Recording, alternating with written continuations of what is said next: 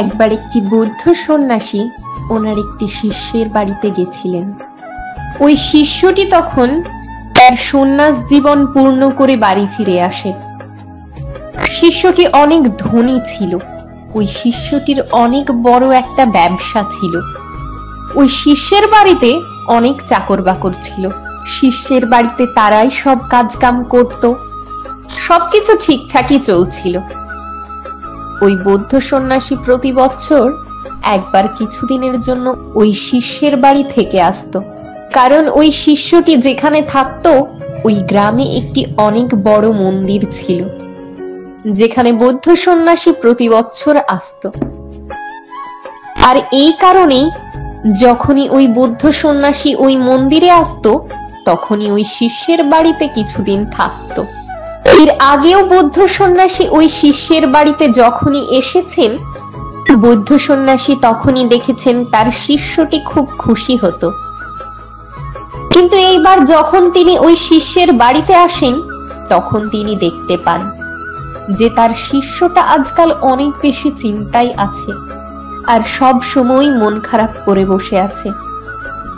এরপর বৌদ্ধ সন্ন্যাসী একদিন ওই শিষ্যের স্ত্রীকে ডেকে জিজ্ঞাসা করে যে শিষ্যের কি হয়েছে?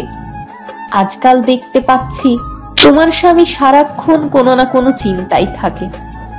তখন ওই শিষ্যের স্ত্রী বলেন যে আপনি ঠিকই বলেছেন গুরুদেব, উনি আজকাল খুবই চিন্তায় থাকেন।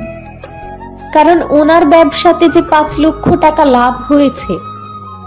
এই কথা শুনে বৌদ্ধ সন্ন্যাসী বলেন, তাহলে এখানে এত চিন্তার কি আছে? এটা তো খুশিরই খবর। 5 লক্ষ টাকা তো ব্যবসায় লাভ হয়েছে, এখানে তো খুশি হবার কথা, লোকসান তো হয়নি।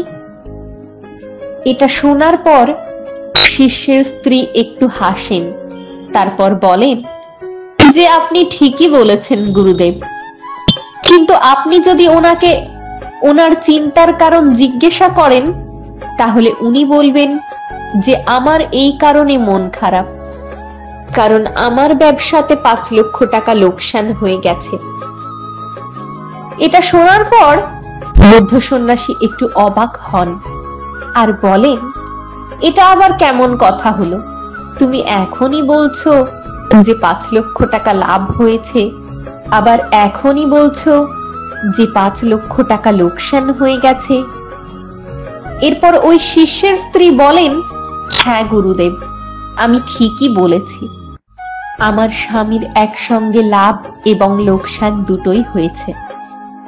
তখন বৌদ্ধ সন্ন্যাসী বললেন, কিন্তু এটা কিভাবে সম্ভব? এরপর ওই শিষ্যের স্ত্রী বলেন, আমার স্বামীর 5 লক্ষ টাকা লোকসান হয়েছে কারণ ওনার আশা ছিল ওনার ব্যবসাতে 10 লক্ষ টাকা লাভ হবে, কিন্তু উনি কেবলমাত্র 5 লক্ষ টাকা লাভ করতে পেরেছেন। আর এই কারণেই উনি আজকাল এটা ভেবে মন খারাপ করে বসে থাকেন যে ওনার 5 লক্ষ টাকা লোকসান হয়ে গেছে।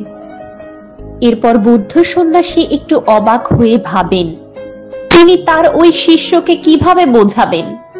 এরপর সন্ধ্যার সময় যখন ওই শিষ্যটি বৌদ্ধ সন্ন্যাসীর কাছে এসে বসেন, তখন বৌদ্ধ সন্ন্যাসী ওই শিষ্যটিকে তার চিন্তার কারণ জিজ্ঞাসা করেন।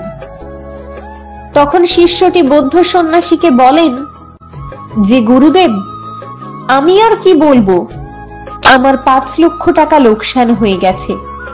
আমার ব্যবসাতে আমি 10 লক্ষ টাকা লাভের আশা করেছিলাম, কিন্তু কেবলমাত্র 5 লক্ষ টাকা লাভ করতে পেরেছি। এটা শোনার পরে বৌদ্ধ সন্ন্যাসী মৃদু হাসেন আর বলেন, তুমি কত বোকা, তোমার কাছে যা আছে সেটাতে তুমি মনোযোগ না দিয়ে তুমি সেটা নিয়ে মন খারাপ করে বসে আছো, যা তোমার কাছে কোনোদিনই ছিল না। ওই 5 লক্ষ টাকা কেবলমাত্র তোমার কল্পনাতে ছিল, যেটা বাস্তবে কখনোই তোমার ছিল না। আর তোমার যা কখনোই ছিল না সেটা যদি তোমার কাছ থেকে হারিয়ে যায় তাহলে তোমার লোকসান কিভাবে হলো? লোকসান তো তখনই হবে যখন তোমার কাছে কিছু ছিল কিন্তু এখন আর সেটা নেই।